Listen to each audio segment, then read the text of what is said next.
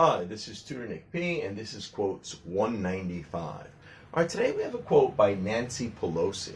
She is the Democratic minority leader, and in the past she has been the Democratic majority leader, like under Obama when the Democrats had the House.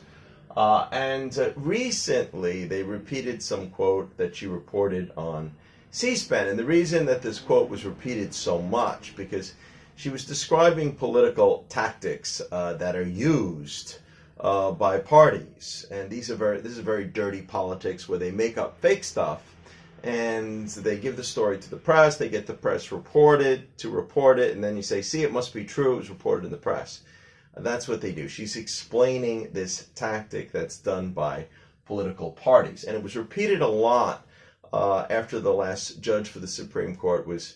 Where he was finally voted in, but everything that they put him through, it seems like the Democrats were following exactly the tactics that she was describing here. So let's look at the quote first and explain the quote. Here's the quote. You demonize. Well, if you demonize somebody, well, you make somebody look like a demon, an evil person, a bad person. So that's what you do. You demonize your opponent, or you demonize the person you're trying to criticize or make look bad. You demonize them. You demonize, and we call it the wrap up. Well, you wrap up, you finish something, the wrap up smear. Remember down here, if we say smear, this is an attempt to damage someone's reputation by telling lies about them. So she admits this is what they do. So you demonize, and we call it the wrap up smear. You smear someone with falsehoods, so you actually make up stuff. A falsehood is a statement that's not true. They actually make up false things. So we don't like to believe that our political parties do this sometimes, but to be honest, it's probably done a little bit on both sides. They make up fake stuff, they give fake stories to the press, and then the press reports it. So you demonize someone with falsehoods and all the rest, and a lot more details. And then you merchandise it. Well, you're trying to sell it, to merchandise, to advertise, to promote it. You merchandise it. So you go on a lot of political talk shows and say blah, blah, blah, blah, blah, to try to, whoever you're trying to criticize, that's what you do. You merchandise it. And then you write it, and then say, see, it is reported in the press that this,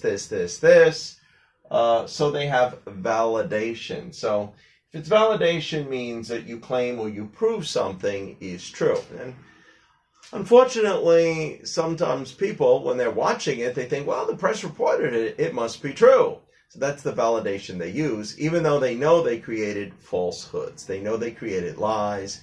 And unfortunately, the press goes along with this. Okay. That the press reported the smear and then call it the wrap-up smear. Now I'm going to merchandise the press's reports. So then after the press reports it, then you use the press reports of the lies that you wrote and you gave to them on the smear that we created. It is a tactic, a plan, a way they did it, and it is self-evident, meaning, and it is very obvious. Now, to be fair, a lot of people said that when she made this speech on C-SPAN, she was actually trying to say that the Republican Party does this. Although she didn't really follow with examples to show how they did that.